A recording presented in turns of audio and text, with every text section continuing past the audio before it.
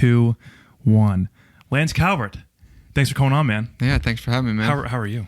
I'm doing great. How are you doing? I'm doing well. We've been friends for a long time, you and I, huh? Probably more than half of your life. Wow, I'm a young dude. I'm so young. You're really old. Yeah, I got you by a few years. You're 30? 30. Yeah, I'm turned 30 in May. So oh my goodness. What? You're only... I'm 28. You're not that far behind me then. I'm a young buck. I'm always spry. thought you were like 5 years behind me for Really? some reason. Yeah, I don't know why. Man, it's got to be this great skin God's gifted me with. Yeah. What's it feel like being in your 30s? No different. Really? I feel like I've been 30 for like 10 years, to be honest with you. You got married young. Yeah. So I got married when I was 20. So we just had our 10-year vow renewal that you participated in, and grew up real quick, being in the Marine Corps and everything. So, I don't really have many friends that are younger. All my, owning businesses and being involved in the community, I'm the young buck of the group. So I never really think about my age, I guess, that much. Sure. So it just doesn't feel like anything. Being 30 is no different than what it's been like the past 10 years. I never asked you this. What made you want to be a Marine? Because that's a pretty big commitment. Soup's dad. Really? Yeah. Steve? Yep, good old Steve. So what happened? Did he say something, or did he just... No, the way he lived his life? Just the way he lived his life. The military wasn't on my radar till probably I was 17, 18.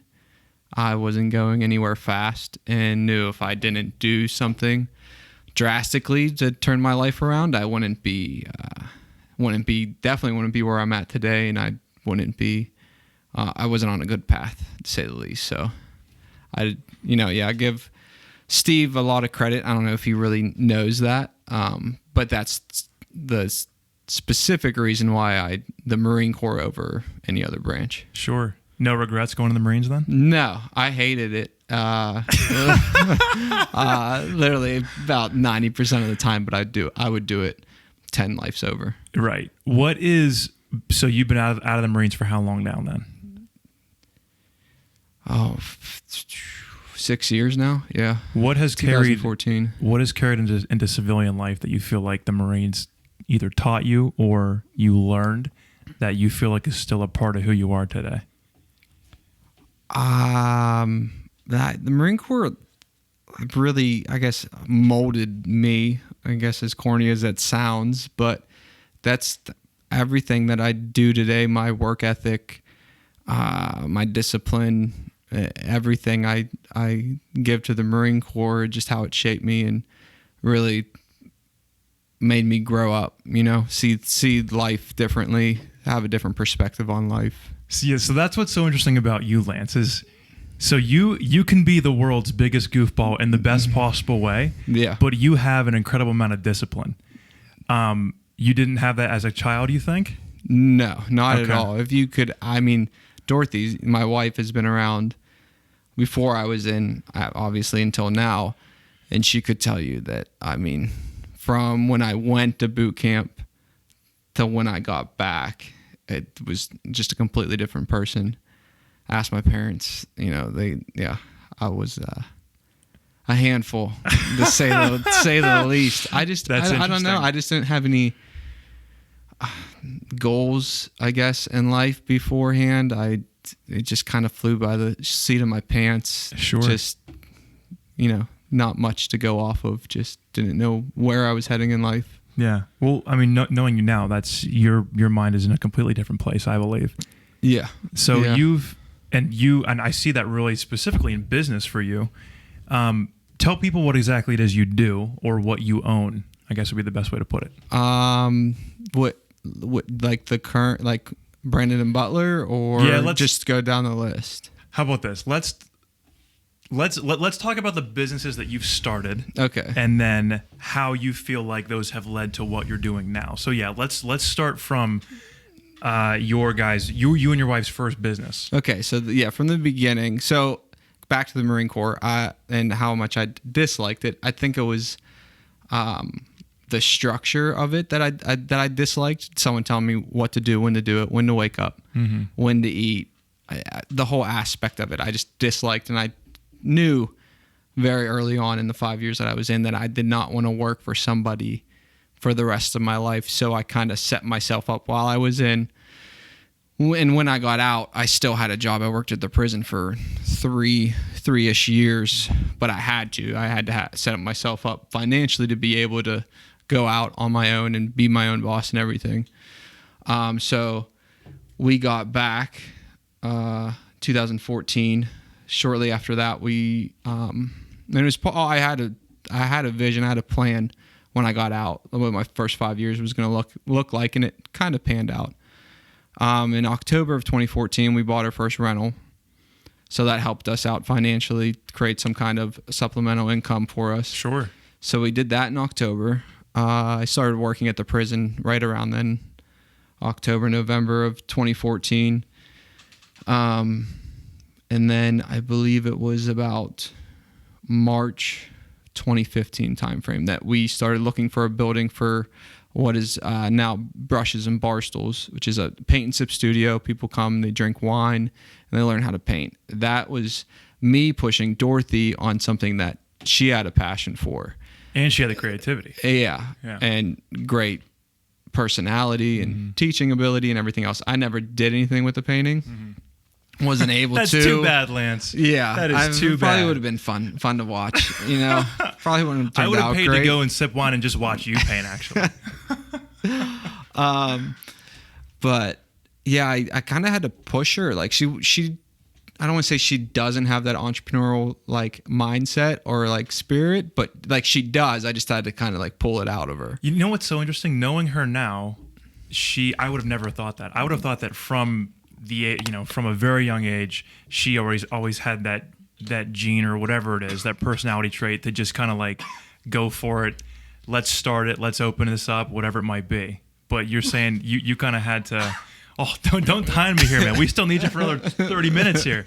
But so you feel like you kind of had to bring that out a little bit. She, like you said, you would think that she's always had that in her, which totally. I think she has always had it in her. I just kind of brought it out of her. I think it was just the fear of the unknown for her, like sure, not having actual jobs, 9 to 5, a steady income was scary for her.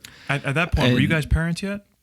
Yeah, we had Willow when we were stationed in Washington. So okay. Willow was, what did I say, 2015? She was 3 at the time. Okay. So even adding a child on top of that. Yeah.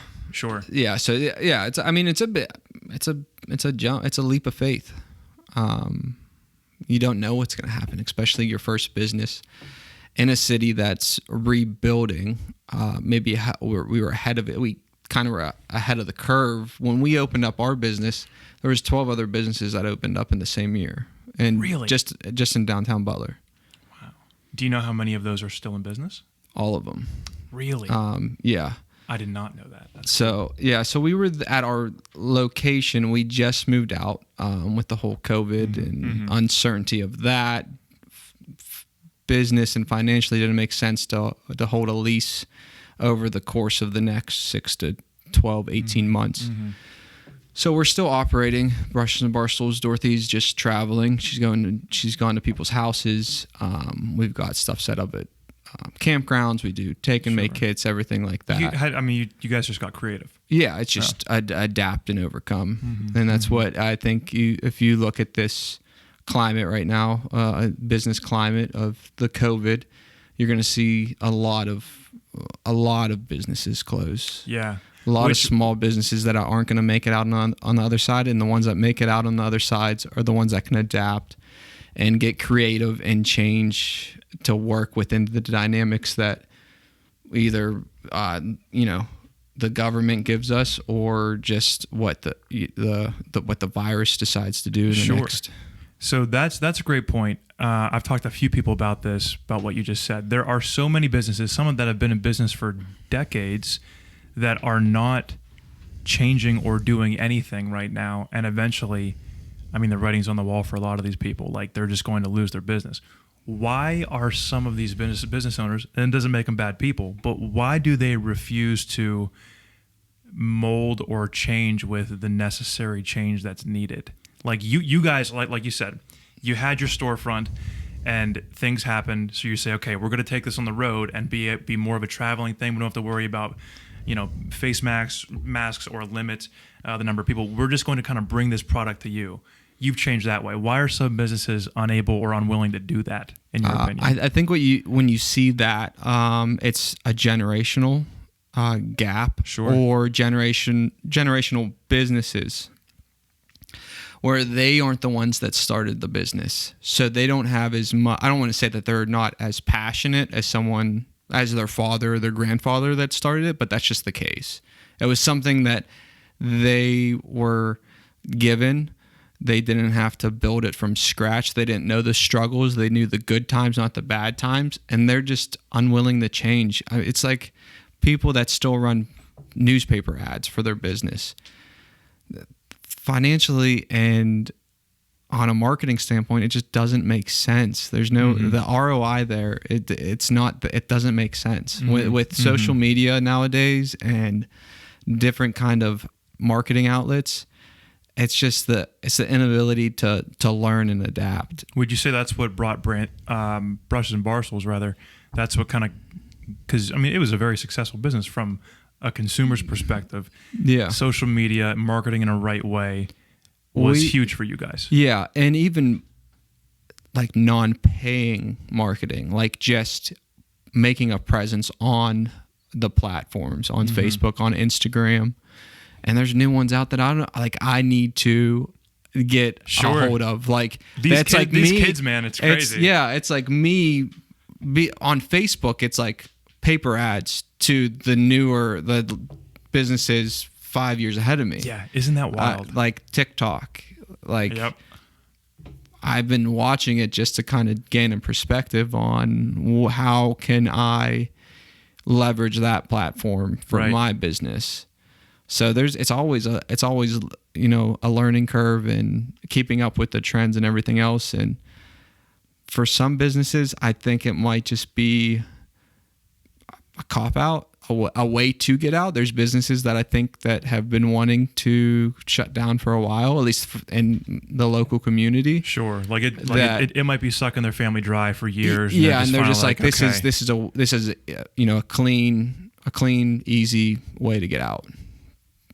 We had, and no one's going to fault them for it. Sure. Either way, I'd rather see someone just say, hey, we're closing our doors. Hey, does someone want to buy us out? Right. Something along those lines. But I'm no economic genius, but I don't think it takes one to know that the world's going to look a lot different here even this time next year. I completely agree. So you guys go from Brushes and Barstools, now still providing that service, but in a different way. You, in the meantime, opened up. What was this? Your next business then? Your current business of Brandon and Butler? Yeah. I mean, it's all mixed kind of in as one. So I've been reselling, a reseller on eBay, Facebook Marketplace. Any way to sell something to make $1 I've been doing since I was in the Marine Corps. Okay. Me and my buddy Anthony would go to, there's a thrift shop on base that you could go and buy old people's, older pieces of uniform. People would be getting outgrow it, whatever. And we'd go down there and be buying camis for $1, $2, buying dress blues for $5 and selling them on eBay for $30, $40, $50. And it was a gold mine because you're on base. There's people getting out all the time, retiring. And that's how I really got started in it.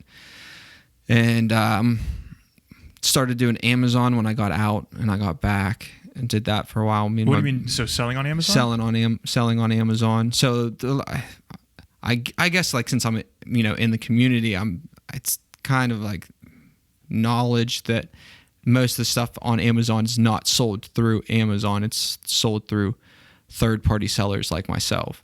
So half the products you see on Amazon, they get sent to their warehouses, but really it's other people providing those goods Sure. So to sell. So again, Amazon is not making those goods, but even as far as to say like Amazon is more of just kind of the middleman for everything. It's a great business model. They're literally just housing the products until it sells. So they're in charge of the shipping in the warehouse space, but they have no overhead as in physical merchandise. They put that on the third-party sellers, and then they take a fee on top of that of whatever sells. So everything to them is pure profit. You know what's so interesting with that? I would say, so obviously that being true, so much of our country, they might not, if they think about it, they know that Amazon does not make these products, but these products, everything's just from Amazon. And obviously some other company has made this, has, drawn it up, has the equipment to build it. Amazon is just selling the consumer that product. But they have so many people almost fooled into believing that this was all Amazon from the beginning. Oh, yeah. And Amazon has provided this for me. Yeah. That's so interesting. Yeah. Yeah. If you don't get it from Amazon, it's like I don't know. People, that's all they buy from. Like they won't go buy the same product from Walmart. That's right. Yeah. They'll wait the 2 days to get it. Sure. Or the day, whatever it is now. Sure. To get something. Or even if you're buying something online, it's almost weird to purchase it from just a website. Oh yeah. For sure. Like I'm sure there's even some psychological thing in there too, where it's like, this is just a website that sells this product. How can I trust them? Yeah. Even though they're the one who like from the ground floor up have built the whole thing. Yeah. Yeah. Yeah. That's why you'll see a lot of those companies sell their product on Amazon as well, because Amazon just has the following and the platform to do so. Where did you find more success early on Amazon or on eBay? eBay is a lot easier to navigate. Amazon is more for people that want to do it in scale. So your profit, like you would be the guy on Black Friday going and buying up all the toys, making all the moms mad because their kids want it, and you're the one charging double for it on Amazon. The next day. But you're only profiting $10, $15 on each unit. So you need to get 100 of those units. Those units, right. And so Amazon definitely has more scalability, because you're not on eBay, you're physically listing one of one. Very rarely are you listing, mass quantities of one thing. So eBay is a lot more time consuming. Amazon's a lot easier to scale. Sure. That's really interesting. Yeah. So I've been doing that, and then kind of outgrew my house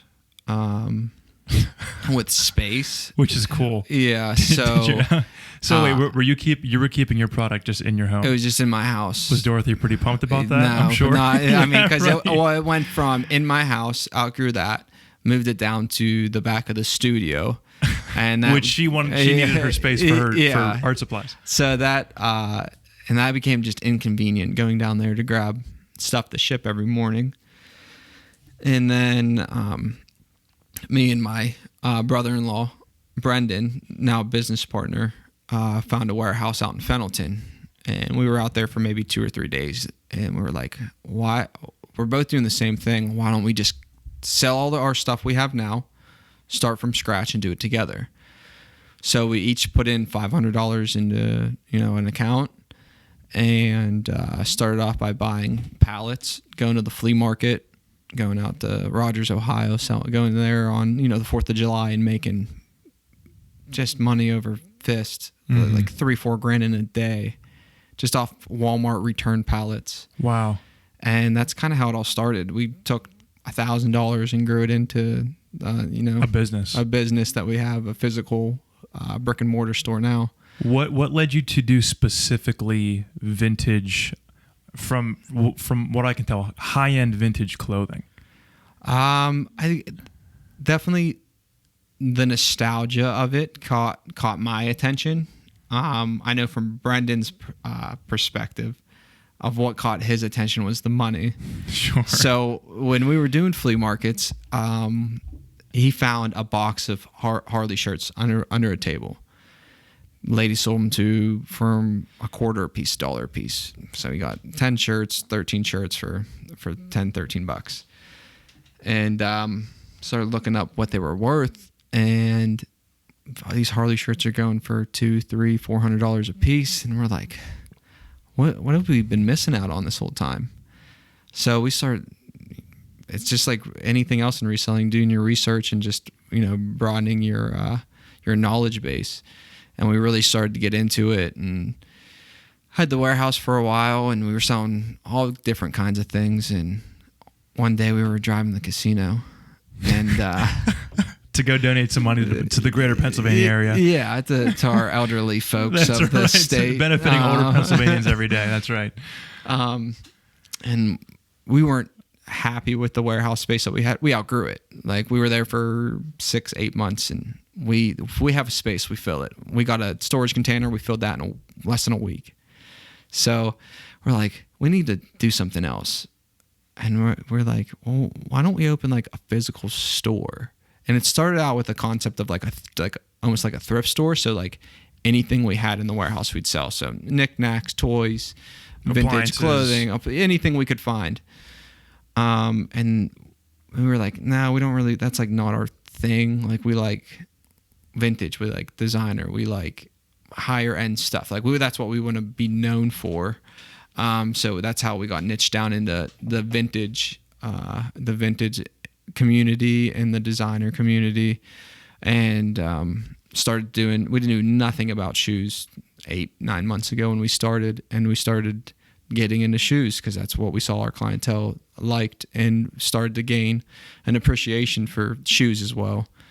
But yeah, that's in a nutshell how we got Brandon and Butler started. It's just reselling to us on a higher level, sure. on a brick and mortar scale.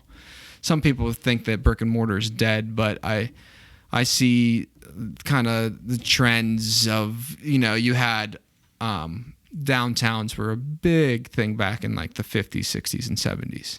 And then the invention of strip malls and, malls that we know today. And now what do you see with malls? They're dead. They're gone. Dying left and right. No one wants this mass-produced something that anybody can have. Clothing industry, fast fashion is what they call it. That's not like what people want anymore. People want unique. They want a one-of-a-kind piece. That's a very millennial way. Like that. And I'm sure is that who most of your clients are, or are they even younger? So it's trending younger, which is good for us. Which means that they'll be there longer. Yeah, yep. That we'll have clients even into the next generation. But back to the malls. They're going away, and you see. Not even with clothing, but people want unique. So you see downtown starting to revitalize. Millennials they want to be able to live, work, and shop in the same place. They don't want to drive an hour to Pittsburgh like a lot of our parents did, or like some of us do as well. Or let's make the bi-weekly trip into the city to, do all of our big stuff. Yeah. Right. So there's a big resurgency across the United States with a lot of downtowns. And I have a spot in my heart for Butler. I grew up here. And sure. I'm on a couple of different committees and organizations to help revitalize the city. Do you see Butler trending upward? I did strongly before this whole COVID thing. Mm-hmm. Like, we had momentum, lots of it. And like I said, when we opened up a business in 2015, there's 12 other businesses that same year. And then Butler Brew Works the next year, and then yoga the next year. And then, a few other businesses here and there. And then we opened up, end of last year. And then this whole COVID thing, you're not going to see not a lot of new businesses opening up anytime soon. But on the same note, there is a couple from Jersey opening up a bagel shop right downtown. I saw that. Maybe I'll hopefully eat my words here in the next year. That's right. Do you? You obviously have the in with these things. Do you know the details behind that? Why they chose Butler? I don't know why they chose Butler. I haven't talked to them personally yet. From what I heard is they're both from Jersey. They both lost their jobs because of COVID and said, let's start a bagel shop. So I don't know if they were living out here and or just from Jersey, or if they have some kind of connection. So I'm not sure. That's interesting. There's certainly a level of risk that's involved with starting a business from the ground up. You've taken that risk. You and your wife have taken that risk multiple times. Yeah. Right? Yeah. What is the most satisfying part about what you do? Oh, man. So for me, and the reason why I think I start a lot of different projects and businesses is that I like to see the process. I'm involved. I'm obsessed with the process. Seeing something from nothing, literally, there's no followers on Facebook, Instagram, no one knowing who you are. Just taking a concept and seeing it come to reality, I think, is my biggest high I get from it. And what I have to work on is after that happens and you see success, like figuring out how to keep that like passion burning. Cause like I see myself like not going away, but just not having as much drive towards like that particular project. Sure. Are you kind of looking for what's next at that point? Yeah, I think so. Yeah, I think it's like, all right, what can I do? What's the next thing that I can accomplish? Sure. So I don't know and with the branded thing, it's, I haven't gotten to that point yet. Right. But I'm sure doing things like moving, from clothing into shoes. Yeah, exactly. And that's how, I don't know if I'll get to that point with that business because there is so much to learn. There's so much to grow and expand. I think it's easily scalable. I think that we could open up different locations. So I think that could definitely be like how I keep my fire burning on the inside of keeping, I guess, compassion through it. And do you guys have plans for a second location? We've had people reach out to us, but like so we opened in September and we had someone from Grove City Outlets reach out to us to open up a location there. Really? And you guys are at 11. You're 10 months. You guys aren't. Wow. And we were like, we thought about it for like a good couple of days, and we're like, we'd be wiped out. Sure. In a day. I mean, there's millions of people that go through the outlets every year. So that's a possibility. We're looking more towards like college towns, just because that's our clientele. Sure. But for the time being, no, we're just focusing on growing the brand for now in the one location. But in the near future, I wouldn't count it out, but not like within the next year or so. Do you feel like you have so again, going from clothing, from what I can tell, like high end, you guys have high end like handbags and accessories. You started doing shoes. Is there a next step to what your actual product is for branded? You see a lot of like vintage shops try to start their own brand. Yeah. And I'm not like the whole hype thing. Like we do hype and like Supreme and Bape and Comme des Garçons and like that kind of stuff. Like I like the designer aspect of it. I can appreciate designer. Like people were like, oh, an Hermes for $10,000. Like why? It's like, well, these artists that create these bags, like look at the craftsmanship that goes into it. I can appreciate that. With like the hype and the Supreme, it doesn't do anything for me. I'm just not big into it. So, but yeah, for us, like another step forward, I don't know, honestly. Like I don't know what else we could do. Right. Like I'm sure there's a lot. There's definitely a lot, but like just expanding our inventory base, like having like we probably have the largest curated vintage band t-shirt collection in Pennsylvania. maybe from here to New York. And here we have it in Butler, Pennsylvania, folks. Like we have over 300 something shirts from the 80s and 90s band tees. And we don't put, like, we could put them up and sell them to our foreign buyers, and Sure. and probably less than a month we could get rid of them all. But it's the nostalgia, it's the aesthetics of just having it in the store. Yeah, that's exactly. So it. that's why it's kind of a collection of ours. Like we've definitely gravitated. Like I like not classic music. I like classic rock, like Grateful Dead, Led Zeppelin, all the stuff that my dad used to. Then that's what it goes back to, is nostalgia. Like I can close my eyes and remember driving in the car with my dad listening to these songs.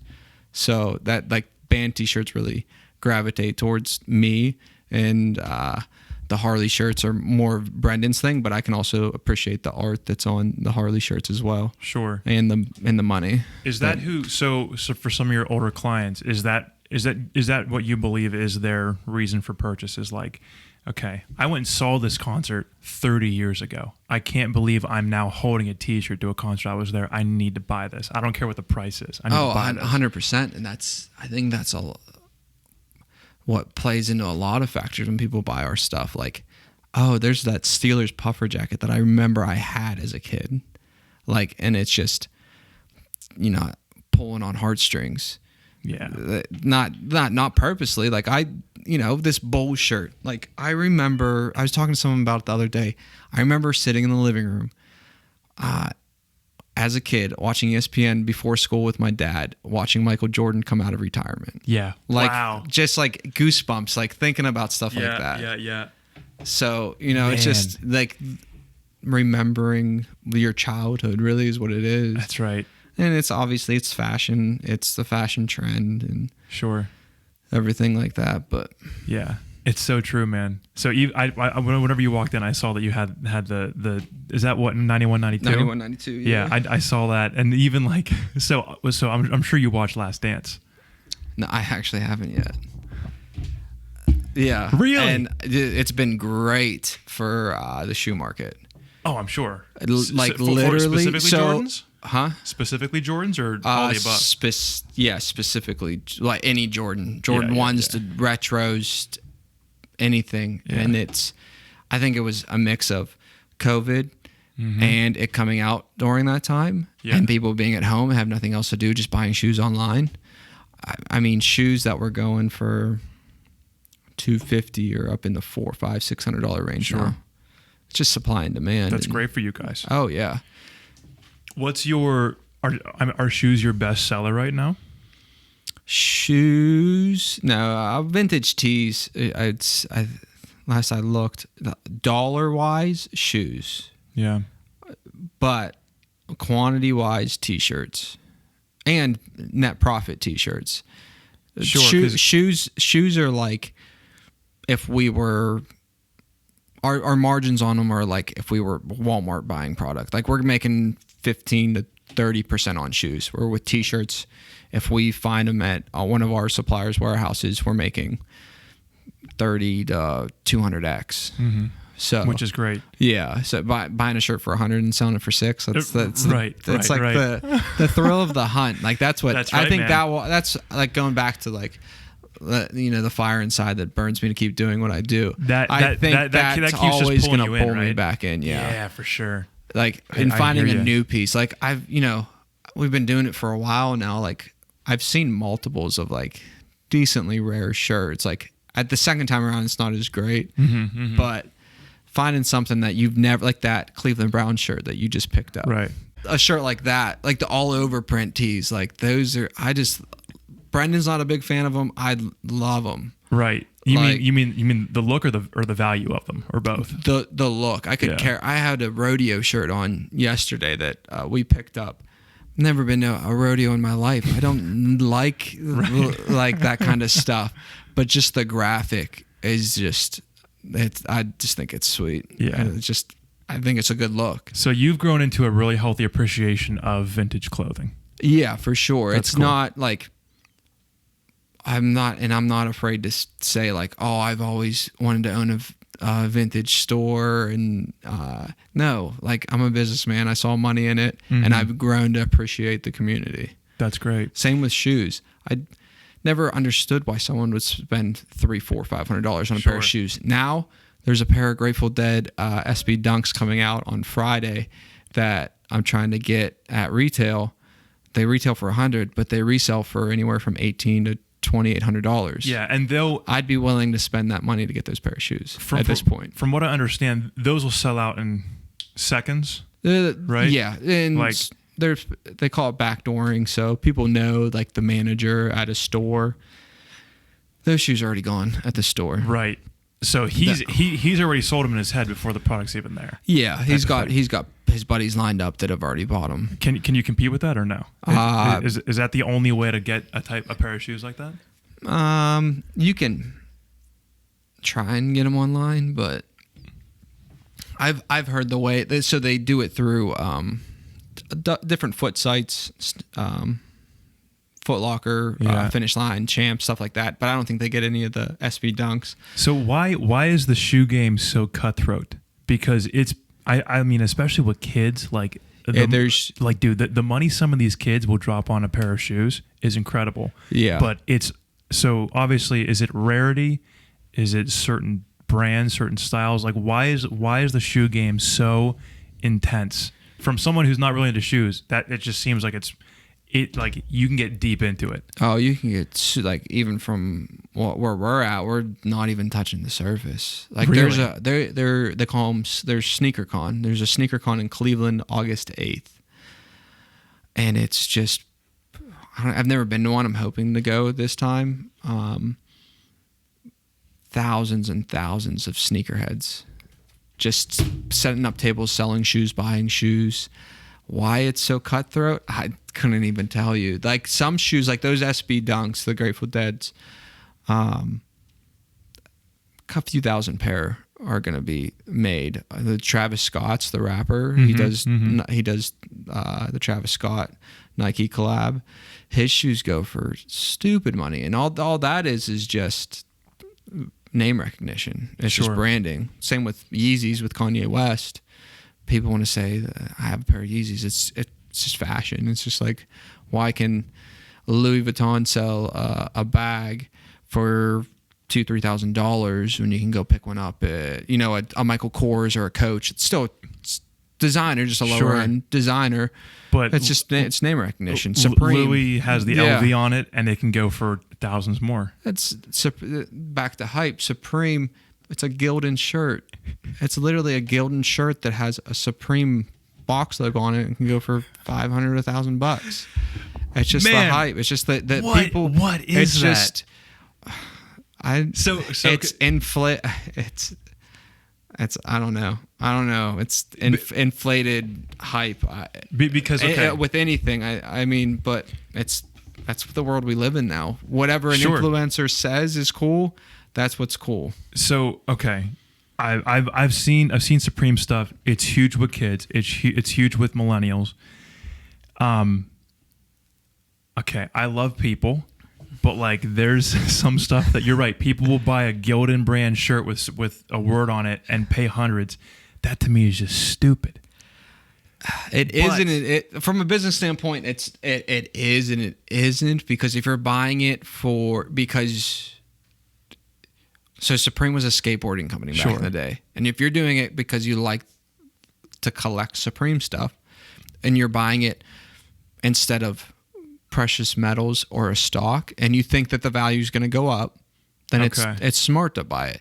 But if you're just buying it to buy into the hype of it, I also don't agree. Okay. I would never spend $200 on a t-shirt. But hold on, that helps me better understand it, because I'm sure there's people that look at me and see what I might spend on a video game and think I'm an idiot. Yeah. So like that makes sense. Yeah, so it's all in the eye of the beholder. Okay, so that you're right. That makes sense. That's amazing. That's amazing to me. Yeah.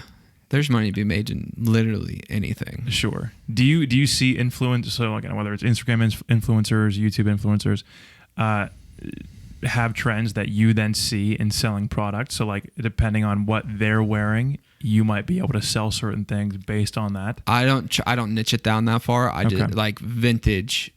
Right. Fashion is the trend right now. Right. And I don't see it going away either. With millennials and Gen X, if that's the one underneath us. Z. Yeah. Gen Z. X is above us. Gen X is above us. Those are like the 40-year-old people with old all people. those. Yeah. Okay. Yeah. So Gen Z. Gen Z millennials, they want to be their own person. They want to be individuals. They don't want to go to Aeropostale, American Eagle, Hollister, and buy the stuff we wore as kids. Which dude, like that's all we wore as kids. Yeah. And it was like, if you didn't wear those two or three brands, and I didn't wear it, who the heck were you? Yeah. You know? Like, oh man. You wore the same hoodie all year because that's all your parents could afford. Yeah. Dude, my sister's first job was at American Eagle. That was great for me because we got like the discounts or whatever, and like again, my parents did fine, but it's not like they were like we're gonna get American Eagle everything. Yeah. But getting things half off was helpful in that sense. But oh man, that's so interesting. So yeah, kids don't want that. They want the one of a kinds. Yeah, they want the one of a kinds. They want to be able to put together their own outfit. And I don't know if it's because there's more appreciation for fashion nowadays or more thought process of, individualism. But yeah, I don't see our industry going away anytime soon. I could see hype going away sooner than fashion. Mm-hmm.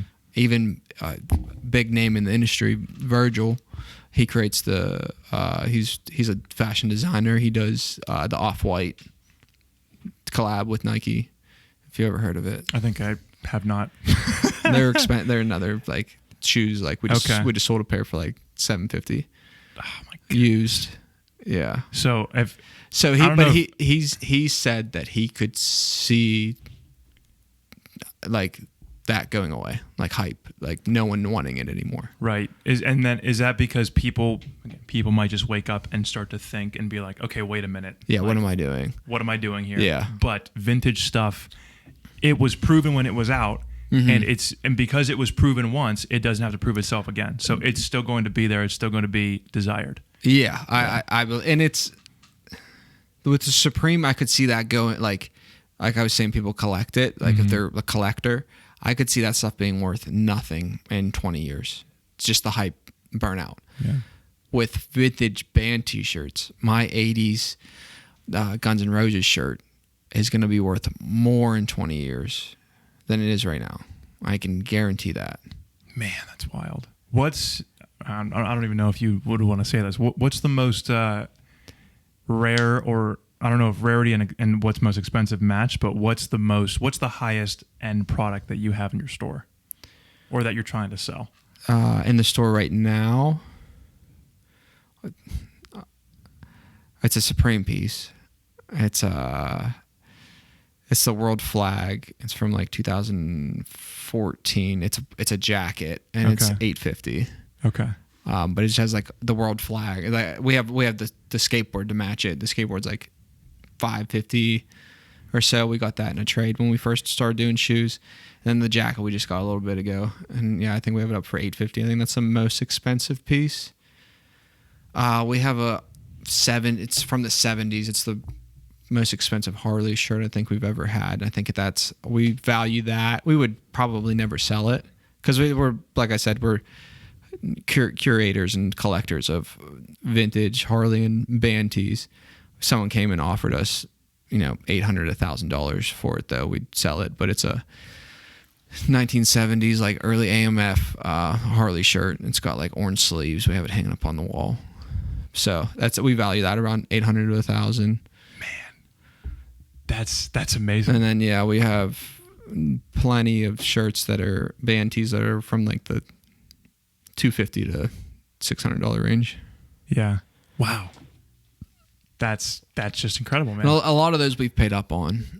Like we didn't find those like at the thrift store. Sure. Like you weren't finding those for a quarter. No, we weren't finding those for a quarter. We're going to collectors' houses and buying them out. Yeah. Or going to someone that already found them and knows the value. Like we drove out to Harrisburg before this whole COVID thing, probably like winter time frame. Drove out to Harrisburg.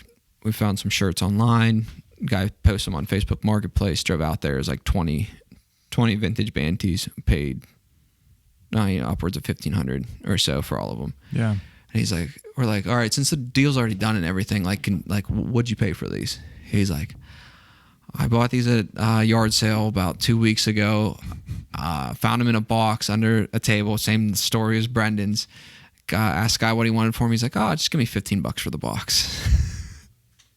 So, and I think he already sold like half of them off and kept a few for himself. Oh, so man. Yeah. Yeah. So it's a there's, good day. yeah, there's a really good days. We had that one time with the Harley tees. I've had that a few times with like yard sales, flea markets and stuff. Walk into a guy's house because I just asked, you got any Harley tees? He's like, oh yeah, do I? Walk in, he pulls out 2 full drawers full. I was like, all right, what do you want for it, dude? He's like, $25 seems fair. I only had 2 20s on me. I was like, it's worth more than $40 to me. Yeah, right. I saw there was one. I just picked up the first shirt. It was an old Pittsburgh Harley Spirit shirt, and it was, I think we sold it for like $100, and I knew I'd get at least $100 for it. So I was like, here's $40, man. Right, here's like, $40. We'll take them all. Yeah, and he's feeling great. Yeah, he's felt feeling good. He great. felt good about it. His wife felt good. He got rid of 2 drawers full of shirts he never wore. They were from when he wore them back in the 80s. He doesn't fit them anymore. That's right. So and I'm sure, because again, people might hear that and say, well, what the heck, if you knew the cost or whatever. But here's the way that I've always looked at that. I do the same thing with video games, right? Yeah. So to this gentleman, he had a pile of cloth that was worthless to him that he wore 30 years ago. Yeah. You have an appreciation for what that means now, and you understand the value of it and want to purchase it, not for quarters, but you spent $40 on drawers of that. For him, he's getting rid of cotton and cloth. Yeah. For you are obtaining appreciation for something that you love, and you are able to then resell that. Like, that's the beauty of owning a business and being able to, like you're doing it, build it from the ground up. I think that's awesome.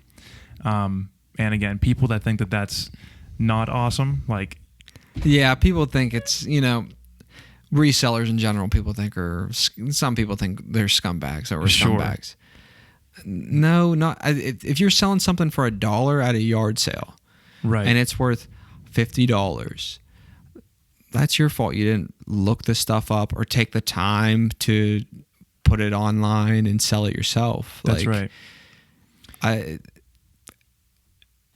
There's a lot of work that goes into being a reseller. There's no doubt. And I feel like you keep the product that you sell alive, right? Yeah. Like, the product that you sell, most of it was sitting in someone's basement. They hadn't looked at it since the year 1998. Right. Yeah. So, like, it was doing the world no good. Not that, a Banty can change the world, but like, you're bringing these things back to life, and then people are able to wear them, and they want to do it, and they're willing to pay money to do that. So again, some people might disagree. I don't see anything wrong with that. No, either do I. I mean, there's a lot of work that goes into it. We travel all across the states to find this stuff. We go to warehouses. So like, you guys camp out overnight. Yeah, we camp out literally the night before the wedding renewal, all night. So, but this is also your livelihood. Yeah, it's my. This isn't a hobby. At the end of the day, I have to pay my bills. I have to make money. I don't do this for free. Sure. Yeah. So like, at the end of the day, sure, you have to put some food on the table. That's right. And I mean, you're not necessarily creating the market for it. The market's already there. Yeah. Right. You're just getting the product into the consumer's hand that wants it. Exactly. Like again, people have set the price before you've sold a Harley tee. Yeah. Many have been sold in the past, before you guys were in business. That just set the price to what it is. Yeah. It wouldn't be wise as a business owner to sell that at a considerably cheaper rate. Because like you said, this is your livelihood. This is what you do for a living. Yeah. There's many people in their jobs where they're going to do what it takes to get their salary. Because, exactly. Because that's what they feel like they're deserving the work put into it. So I understand that. Yeah. Yeah. I've got 2 more questions about your business, and then we can wrap up here. Your business, Brandon and Butler, has acquired on, I believe, multiple occasions, thousands of pairs of jeans. Yeah. So you were just talking about us spending the night overnight somewhere. That's where we got. This was beginning of the month of July. So 4 weeks ago. Yeah. Help me understand. Help me understand that business transaction. Why you want it to happen? How you find things like that, and then what you do with that product. Because this intrigues me like crazy.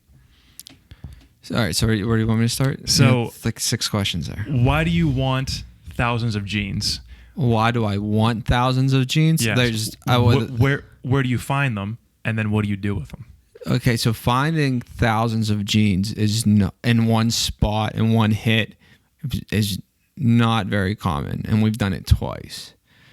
So were you referring to the first one when we Both. first? Which I believe your first one was bigger, right? So First one, if it wasn't, but was supposed to be bigger and wasn't. It was a very big letdown. We ended up getting out, maybe making a couple bucks. Okay, so if you wouldn't mind, just you don't have to talk price unless you want to, but tell the people how many pairs of jeans you got on both occasions. So the first time we got it was significantly less than just this last time. It was, I think, 15.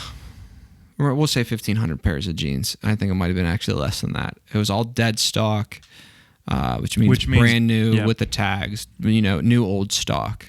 People call it different things. We were hoping Levi's, because Levi's sell the best, but it was Lee, Wrangler, Jordache, brands from like the 80s. And not knowing till after the fact, it was mostly all kid sizes. I mean, going into a person's house in Maryland in the middle of nowhere, in the middle of the night, he had just a church. He bought a church and just had his collections there. So to try to look through 1,500 pairs of jeans is not possible. We were getting them for $2, $3, $4, probably not even. We get like $2 a piece at the most, and we got some new old stock Red Wings thrown in there as well. And I think we paid 10. We paid $10,000, and then we went back and got more. So it was like all in all like $12,500 for like the $15,000 in the boot, or the $1,500 in the boots. We got them back to the shop. We were opening in a week. We were just about to open up the shop. I remember coming down, and there were jeans was just a mess everywhere. There was no way for us to organize it, and it took months to even like get time to do it. So we got into that, and we got into the side. We had like a couple buyers. We were just going to wholesale it out. We were going to make our money. They were going to make their money. And we have a good friend from Pittsburgh that's in the vintage community, and he came down. And he's like, "This ain't it, guys." He said, "It's not the right stuff." He's like, the fits aren't right. The sizes are too small.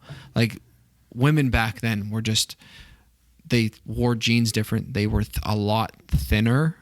I don't know if thinner is the right word. They just, for real. They were just smaller. They were just smaller girls. So it was so hard getting rid of these jeans. We ended up selling them. We ended up selling that lot of jeans for a loss. Oh, man. But made up for it on the boots. Okay. And now fast forward to just beginning of this month, we went to an estate sale.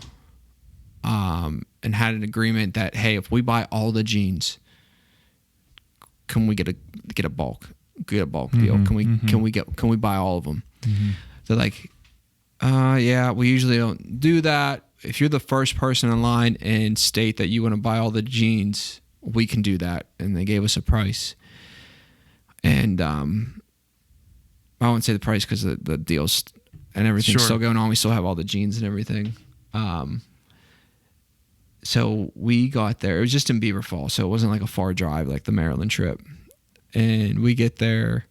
Brendan's like, "All right, I'm heading out. I feel like someone's going to get here before us, and we're going to lose out on all these jeans." So he gets there at midnight the night before. Doors don't open until 8.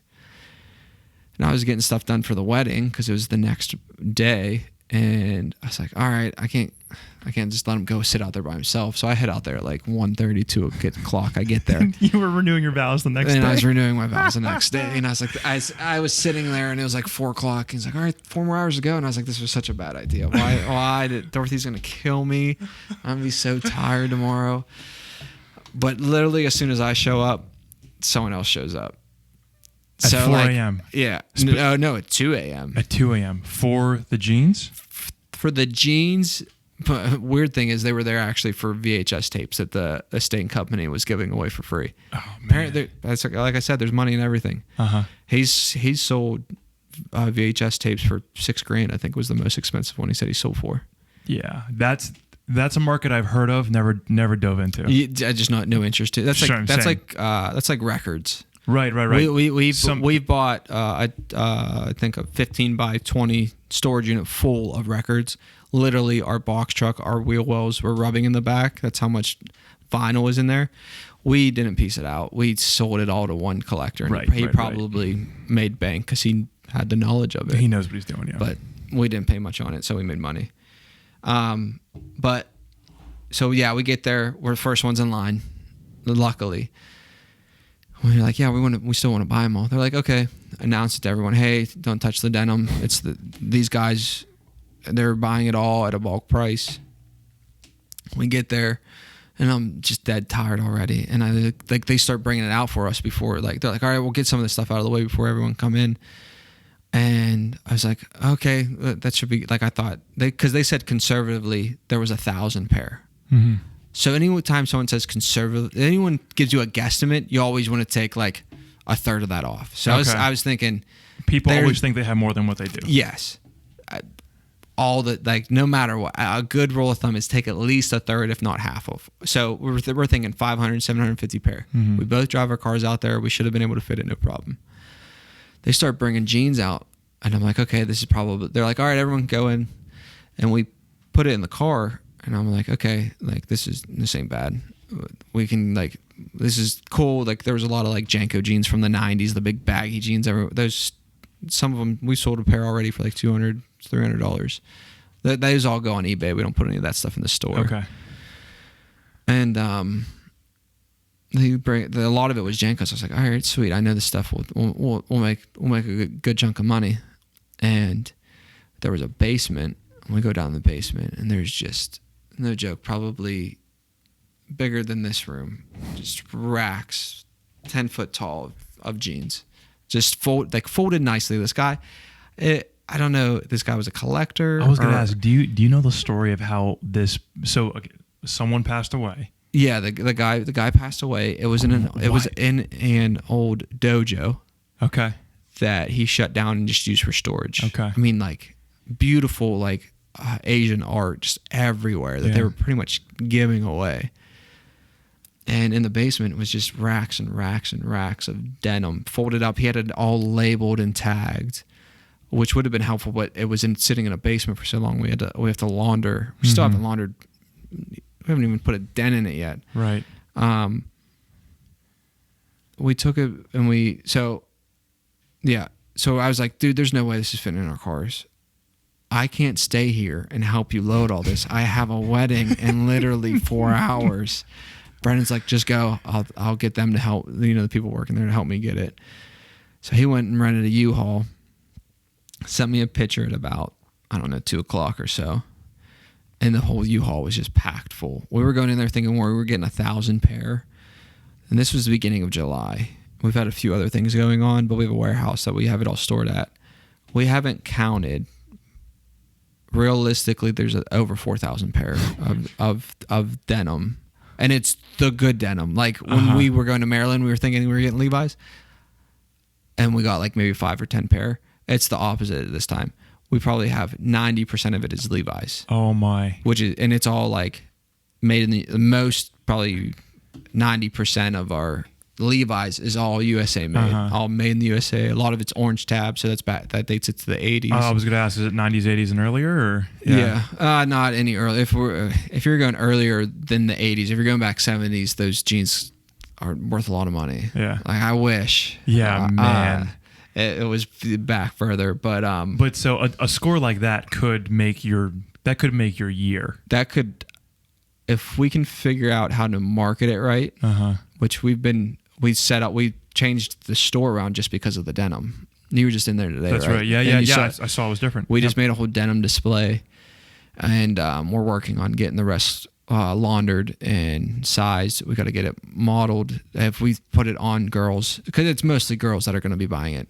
Few men's sizes, but mainly girls like the fit of the vintage Levi's. If we can market it well, conservatively, we should make 6 figures off the deal. Wow. So good for you guys, man. And that, I guess that's adding into, like you were asking earlier, what's something else we can get into, like denim. I mean, if it does well in the store and we can gain a following of people that are interested in vintage denim, I'll seek that out more, just like I do shoes and t-shirts. I was watching an episode of American Pickers with my dad recently. They were somewhere in Oregon, near mines, and so they walked into some dude's building on his property, and he just had old denim hanging there from the 30s or 40s, or like maybe like 50s. It was, dude, I'm talking like some of it was missing like a third of it because it had been worn so much and just had and they were going for like $300 a piece for. Yeah, they robbed that dude. They literally. But dude, like, so they were paying three bills a piece. Yeah. For denim, for original Levi's, again from like around the World War II era, that it was missing like a third of it because it was just worn so much. Yeah.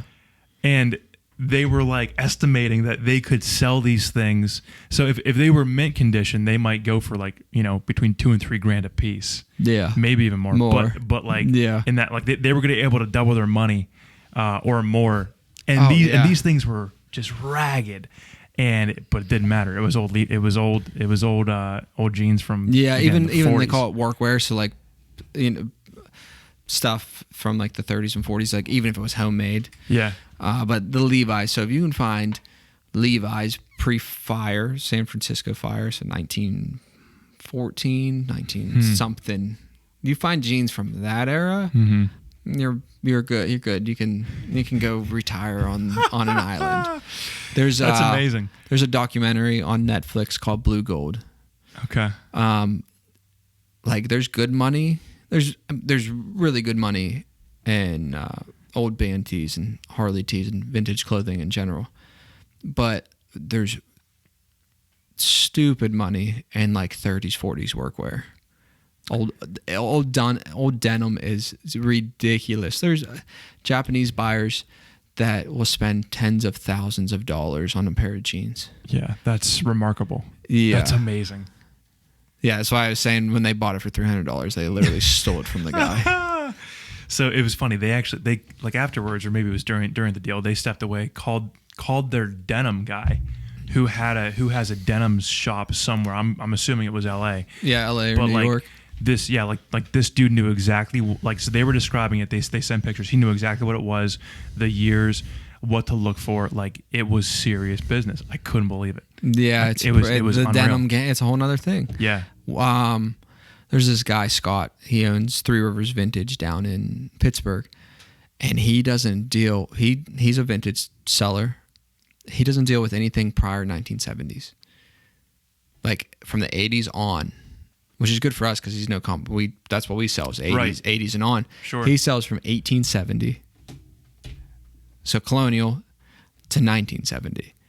There's so many different niches and vintage clothing. It's unbelievable, like that we have no idea about. Vintage women's clothing from the 70s, we know nothing about it, but we made $10,000 off a $100 storage unit once. Oh my goodness, that's just wholesaling it out. Yeah, just literally just getting people like Scott and other vintage shops that's what they specialize in, and just giving it to them for pennies on the dollar for nothing. But we spent $100 on a storage unit full of it. Come take stuff we don't know about, and that's actually what helped us get the shop open. Man, that's cool. Yeah, that's so cool. But even so, this is going to be my last question here. You guys have talked about how you talk about niches or just other things that people need your product for. You have been approached by shows. Correct me if I'm wrong. To basically provide. Or what was it, Netflix? Well, there's someone, I can't even remember her name right now. she works for Netflix. Mm-hmm. She works with the different shows that have. I don't think just in Pittsburgh, but like on the East Coast. Sure. Something with the outfits, the designers. She's came in and bought a few pieces for the shows. Right. So if a show is set during a certain time period, and you obviously have that vintage clothing, like we've made worked with Netflix on that. We've made a couple good connections. That's cool. With different TVs, producers and different shows and everything. That's so cool. You might have been thinking the lights in our shop are from the show Mindhunter. Oh yeah? Yeah. You want to know what's crazy? That church pew is as well. Is it really? Yeah. Did you go down to the sale? What I see there? No, I found that at a place called The Perfect Piece in Zillionople. Okay, so they had a movie prop sale in Cranberry for the show. Yeah, because it's shot somewhere around here. Yeah. I believe it was shot in Butler somewhere. A couple scenes, cool. yeah. Yeah, that's awesome. Well, dude, I feel like anything else you want to talk about? I feel like we've just scratched the surface. Yeah. We're like an hour. We're over an hour in. Oh, okay. But I feel like we've just scratched the surface. You're gonna have to come on again for sure. We have so many more things to talk about. Business venture, whatever it might be. Yeah, that's right. Whatever grand opening of a second shop. Or that's something. right. What will Lance open next? That'll be it. Well, hey, plug your stuff real quick. Where can people find you? And then we'll close the show out. Brandon Butler, simple, easy. Branded in Butler, Instagram, Facebook. That's how it's spelled. Awesome.